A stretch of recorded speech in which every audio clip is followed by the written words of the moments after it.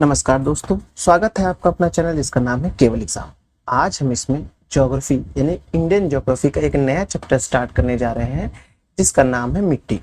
आप जानते हैं मिट्टी कई प्रकार की होती है। मिट्टी से विभिन्न क्वेश्चन बनाए जाते हैं, जैसे किसी जो विशेष फल है वो या विशेष पौधा है वह किस मिट्टी में उत्पन्न होता है, इस मिट्टी की जुताई किस समय होती है, इस मिट्टी की खासियत क्या है। इस तरह के अनेकों क्वेश्चन आपको जो है विभिन्न एग्जाम में देखने को मिल जाएंगे। तो ये जो पोर्शन होता है वह इंडियन ज्योग्राफी का होता है, तो आज उसी को हम कंप्लीट करने जा रहे हैं, मिट्टी को। तो चलिए प्रारंभ करते हैं, लेकिन उससे पहले अगर आपने अभी तक हमारे चैनल को सब्सक्राइब नहीं किया, सब्सक्राइब कर लीजिए। वीडियो अच्छे लगने तो लाइक करिए और सुझाव देने के लिए कमेंट भी करिए। आप जान रहे हैं कि उत्तराखंड की परीक्षा आने वाली है और साथ ही साथ आप देखेंगे कि यूपी जो का पुलिस का री एग्जाम है वो भी होने वाला है। तो जाहिर सी बात है कई परीक्षाएं एक साथ पाइपलाइन में लगी हुई हैं, उनको देखते हुए हमें तैयारी करनी है। चलिए आज जो चैप्टर है वह है मिट्टी। कोशिश करेंगे हम मिट्टी के जितने भी क्वेश्चन अब तक जीएस में दिए हुए हैं या जीएस में पॉइंटर अब तक आए हुए हैं वो सारी एक बार में कंप्लीट कर लें। चलिए पहली मिट्टी जो है वो काली मिट्टी है। उसके बारे में क्या क्या क्वेश्चन अब तक आ चुके हैं वो देखते हैं। वह मिट्टी जो बेसाल्ट लावा के अपक्षय के कारण निर्मित होती है, यानी जो बेसाल्ट लावा होता है उसमें जो अपक्षय होता है, तो घिसावट के बाद जो निकलती है उसे ही कहते हैं रेगुड़ मिट्टी। रेगुड़ मिट्टी का ही दूसरा नाम क्या है? काली मिट्टी है। भारत में काली कपास मृदा की रचना किसके अपक्षरण से हुई है? वह है वीवर यानी फिशर ज्वालामुखी चट्टान से। रेगुड़ क्या नाम है किसका? काली मिट्टी का। रेगुड़ मिट्टी का विस्तार सबसे ज्यादा होता है कहाँ? महाराष्ट्र में देखने को मिलेगा। दक्षिण ट्रैप की रेगुड़ मिट्टियां काली होती हैं क्योंकि उसमें ह्यूमस प्रचुर मात्रा में पाया जाता है, जो कि आप देखेंगे गलत है। भारत की अधिकांशतः मिट्टी में आप ध्यान रखिए ह्यूमस बहुत कम मात्रा में पाया जाता है। काली मिट्टी कपास की खेती के लिए उपयुक्त है क्योंकि उसमें जैव तत्व प्रचुर मात्रा में होते हैं, जो कि गलत है। जाहिर सी बात अगर ये लावा के अपक्षयन से बनी हुई है तो उसमें जैव पदार्थ तो होंगे नहीं, जैव पदार्थ तो लावा के उससे जल जाते हैं, तो उसमें कैसे रह सकते हैं? ये कॉमन सेंस वाला क्वेश्चन है, ये ध्यान रखिएगा। फिर है कपास की खेती के लिए सर्वाधिक उपयुक्त मिट्टी कौन सी है? रेगुड़ मिट्टी है, यानी कि काली मिट्टी। ध्यान रखिएगा रेगुड़ मिट्टी को काली मिट्टी कहते हैं, बात अच्छे से ध्यान रखिएगा। अधिकतर रेगुड़ मिट्टी ही लिख के आता है। काली मिट्टी जो होता है पहले के जब आप पुराने क्वेश्चन देखेंगे तो वहां पर लिख के आता था। काली मिट्टी कपास की कृषि के लिए उपयुक्त होती है, बात सही है। उसमें नाइट्रोजन तथा जैव पदार्थ प्रचुर मात्रा में पाए जाते हैं, जो गलत है। नाइट्रोजन नहीं पाया जाता और जैव पदार्थ पहले ही हम लोग ने पढ़ लिया है, तो ए सही है, कथन सही है, कारण गलत है। स्वतः कृषि मिट्टी यानी जो स्वयं से जुताई जिसकी हो जाए उसे क्या कहते हैं? कपास की काली मिट्टी होती है। लावा मिट्टी पाई जाती है मालवा पठार में, जो मालवा पठार होता है वहां लावा मिट्टी पाई जाती है। मालवा पठार की प्रमुख मिट्टी कौन सी है? काली मिट्टी है। वह मृदा जिसमें सिंचाई की कम आवश्यकता होती है क्योंकि वह नमी रोक कर रखती है, वह है काली मिट्टी। काली मिट्टी की खासियत क्या होती है? वो नमी को रोक के रखती है। जब वो नमी को रोक के रखेगी तो जाहिर सी बात है उसमें जो आप देखेंगे कि जो जुताई होगी कम होगी, उसमें जो पानी का कार्य होगा कम किया जाएगा। निम्नलिखित कथन में सत्य है कि काली मिट्टी को स्थानीय भाषा में रेगुड़ कहा जाता है। क्रेप्स के अनुसार रेगुड़ मिट्टी अनिवार्य रूप से एक परिपक्व मिट्टी होती है। काली मिट्टी में आर्द्रता या नमी धारण करने की उच्च क्षमता होती है, जो कि हम लोग ने ऊपर पढ़ा था, इसीलिए जो है ये स्वतः जुताई वाली मिट्टी कहा जाता है। करेवा प्रसिद्ध है जाफराना यानी देसी केसर की खेती के लिए। जैसे देखिए यहाँ पास आप देखेंगे काली मिट्टी है, वैसे ही जो बर्फ से छन के जो मिट्टी आती है वो उसे करेवा कहते हैं। जो बर्फ में जिसमें संलिप्त होते हैं उसे करेवा कहते हैं। उस करेवा में ही केसर की खेती होती है, इसलिए जो हमारा हिमालय क्षेत्र है सिर्फ वहीं पास केसर की उत्पत्ति होती है, क्योंकि केसर की उत्पत्ति होने के लिए करेवा मिट्टी चाहिए। और करेवा मिट्टी खास बात क्या होती है? वो बर्फ की मिट्टी होती है। अब दूसरी मिट्टी जिसे है उसका नाम है लेटराइट मिट्टी। भारत में लेटराइट मृदा के संदर्भ में सत्य कथन है क्या है? कि लेटराइट मृदा उच्च ताप व भारी वर्षा वाले क्षेत्रों में विकसित होती है। तो लेटराइट जो मिट्टी होती है कहाँ होती है? जहाँ उच्च ताप होता है। जैसे कि आप देखेंगे हमारा उत्तर भारत या दक्षिण भारत में उच्च ताप होता है और भारी वर्षा वाले क्षेत्र होते हैं, जैसे केरल वाला क्षेत्र सब देखेंगे ना, उत्तर प्रदेश में यहाँ पास क्या होता है? भारी वर्षा भी होती है, उच्च ताप भी होता है। तो यहाँ पास कैसी मिट्टी पाई जाती है? यहाँ लेटराइट मिट्टी पाई जाती है। भारत की लेटराइट मिट्टी के बारे में सही कथन है क्या? सही कथन है कि वे साधारणतः लाल रंग की होती है। इन इन मिट्टियों को टैपियोका और काजू की अच्छी उपज होती है। तो इन जो मिट्टी में किसकी उपज अच्छी होती है? काजू की उपज अच्छी होती है, टैपियोका की उपज अच्छी होती है। कथन है, पश्चिम बंगाल की तुलना में आंध्र प्रदेश के शुद्ध रोपित क्षेत्रों की उनके कुल क्षेत्रफल में प्रतिशत कम है। कारण क्या बताया? अधिकांशतः आंध्र प्रदेश में मृदा मखलरम यानी लेटराइट प्रकार की मिट्टी होती है, जो कि आप देखेंगे ए सही है, वो गलत, और ये जो है आप देखेंगे आर गलत है, क्योंकि जो आंध्र प्रदेश है और जो तमिलनाडु वाला क्षेत्र आता है या अपना कोरोमंडल क्षेत्र आता है, यानी कि जो पूर्वी घाट तरफ के क्षेत्र आते हैं, वहां देखेंगे बरसात कम होती है, वो लौटते हुए मानसून से वहां बरसात होती है। तो अब आप जानते हैं लेटराइट मृदा के लिए क्या होता है? उच्च तापमान और उच्च वर्षा चाहिए, जो कि आंध्र प्रदेश में उच्च वर्षा नहीं होती, इसलिए यह कथन गलत हो जाएगा। लेटराइट मिट्टी मिलती है, लेटराइट मिट्टी जो होती है वो मिलती है। लेटराइट मिट्टी का सर्वाधिक विस्तार केरल यानी मालाबार तटीय प्रदेशों में और इसके बाद महाराष्ट्र में होता है। क्यों होता है? केरल में सबसे ज्यादा वर्षा भी होती है। आप जानते हैं जो हमारे भारत का पहला मानसून होता है वह केरल में सबसे पहले आके टकराता है, तो वहाँ काफी उच्च वर्षा होती है और वहाँ तापमान भी उच्च रहता है, इसलिए वहाँ लेटराइट मिट्टी जो मृदा पाई जाती है वो उसकी जो उपज होती है और मिट्टी के प्रकार वहाँ ज्यादा पाए जाते हैं।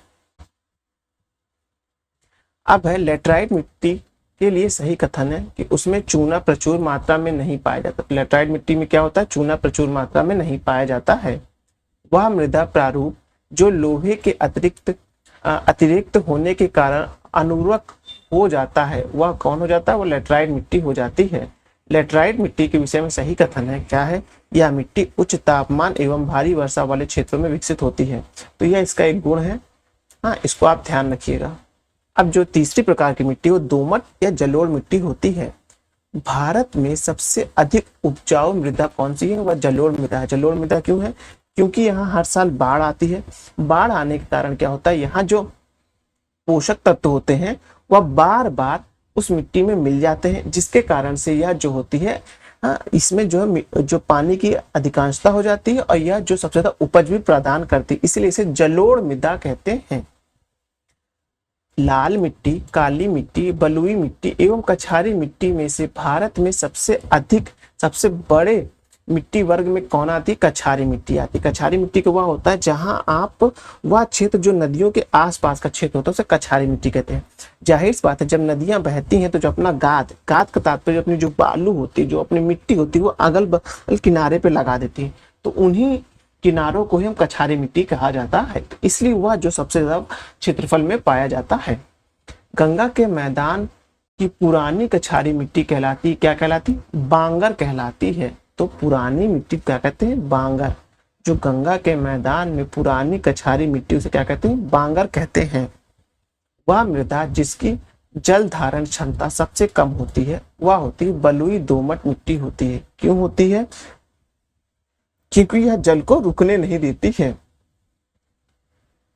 दुमपट्टी यानी लोम मिट्टी में मिलती है। मिट्टी के सभी प्रकार के कण आते हैं।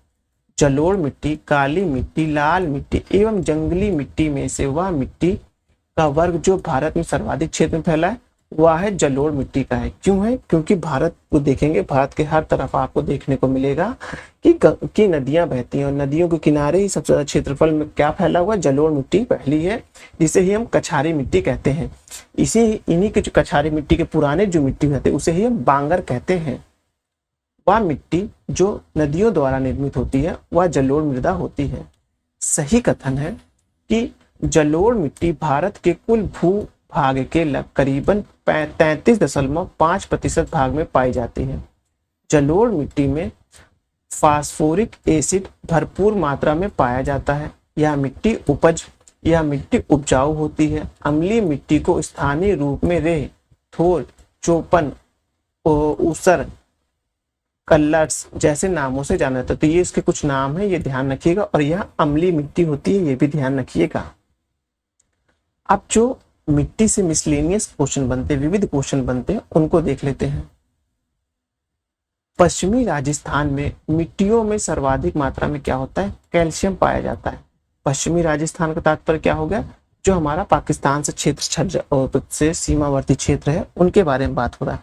तो वहां पास कैसी मिट्टी में क्या सबसे ज्यादा पाया जाता है? वहां कैल्शियम सबसे ज्यादा पाया जाता है।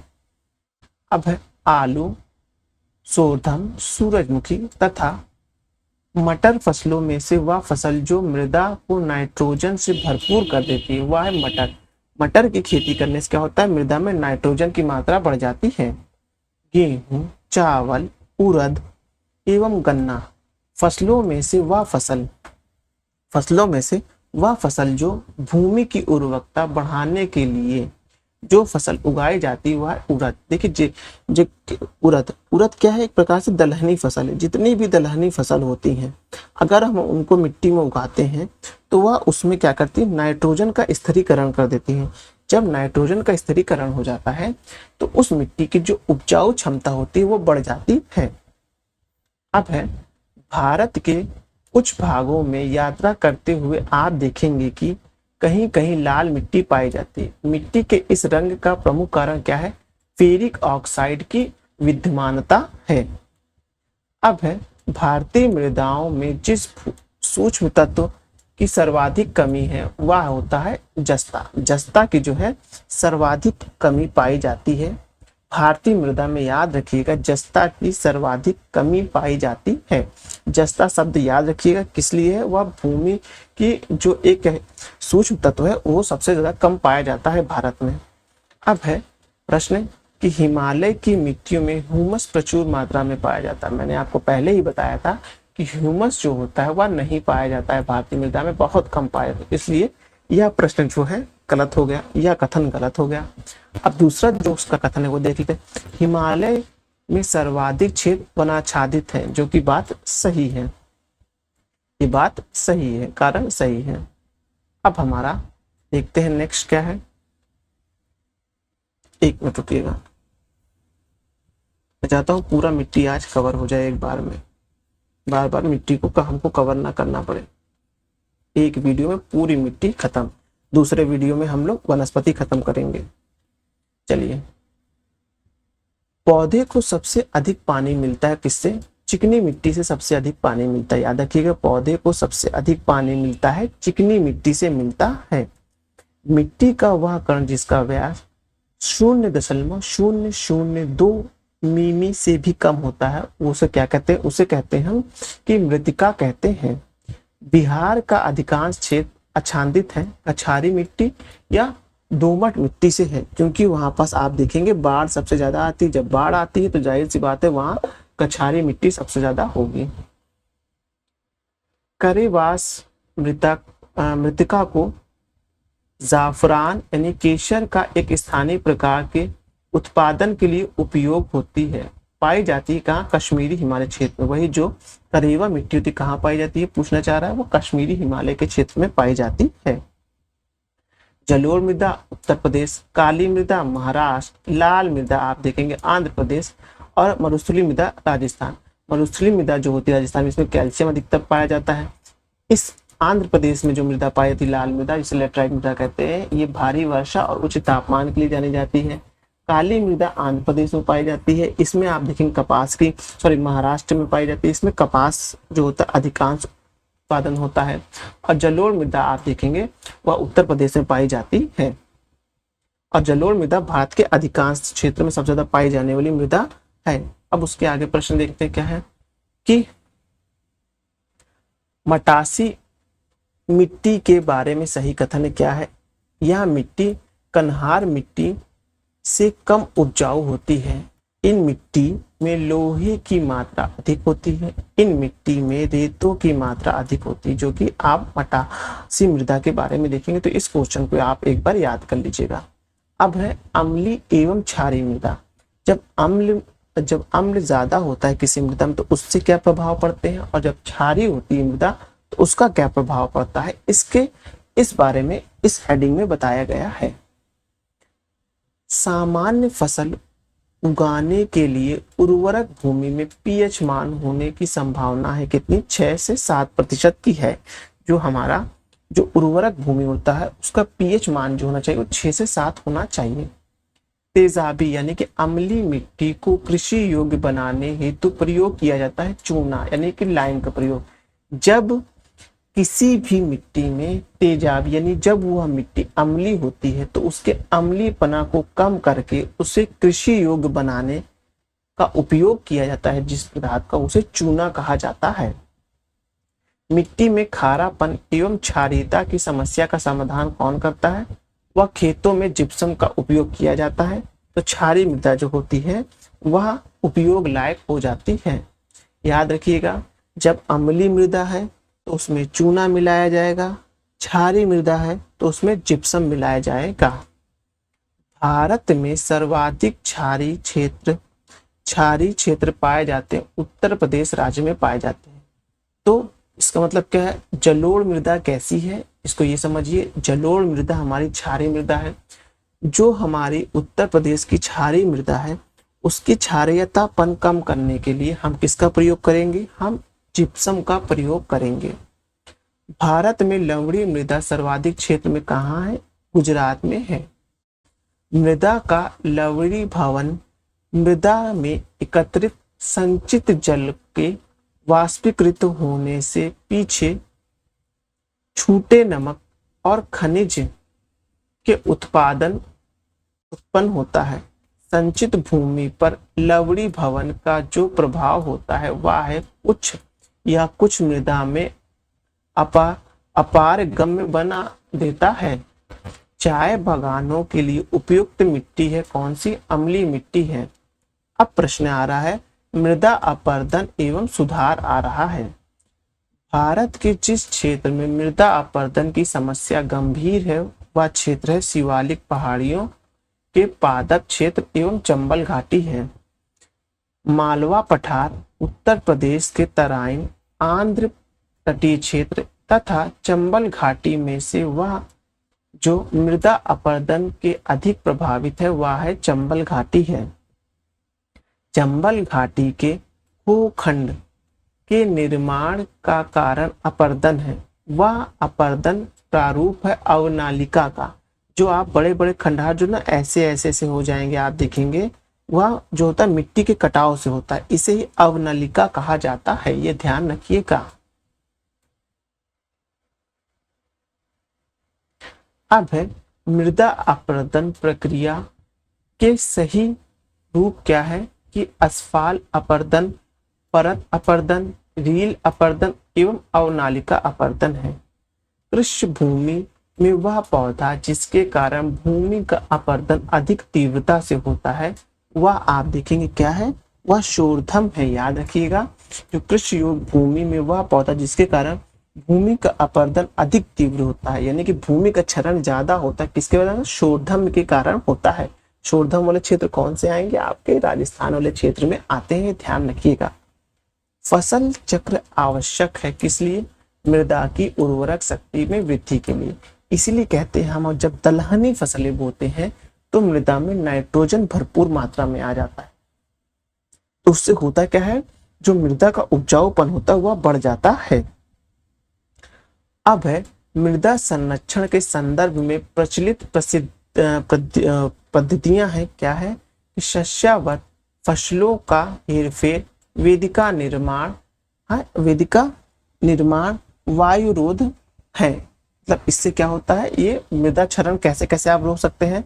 जो फसलों की हेर फेर करके, मतलब कि शस्यावर्तन करके, फसलों के आधार तक एक फसल लगाई फिर दूसरी फसल लगाई, इस तरह करके वेदिका निर्माण करके, यानी कि ट्रेसिंग करके वेदिका निर्माण करने से, और जो होता है आप देखेंगे आप वायु रोध अगर लगा देंगे जो मिट्टी उड़ के नहीं जाएगी, तो उससे भी आप मृदा क्षरण को रोक सकते हैं। यह प्रश्न यूपीएससी में आया था, ध्यान रखिएगा। भारत में मृदा अपक्षयन समस्या संबंधित है वनोन्मूलन से है। जो हमारे यहाँ मृदा अपक्षरण सबसे ज्यादा हो रहा है वो सबसे ज्यादा किस कारण से हो रहा है? कि हमने वृक्ष काटना प्रारंभ कर दिए हैं, वनोन्मूलन हो गया है, इसीलिए जो है मृदा जो अपक्षरण हो सबसे ज्यादा हो रहा है। अब प्रश्न है कि मृदा अपरदन एवं और मृदा क्षरण को रोका जा सकता है वनोन्मूलन द्वारा। अगर हम वन लगाएंगे तो जाहिर सी बात है मृदा अपरदन को रोका जा सकता है। तो यह प्रश्न भी सही हो गया। अब जो हमारा नेक्स्ट टॉपिक है वह आप देखेंगे प्राकृतिक वनस्पति से है। कैसा है वो? प्राकृतिक वनस्पति से, जो हम नए चैप्टर में प्रारंभ करेंगे। तो चलिए वीडियो यहीं समाप्त करते हैं। धन्यवाद।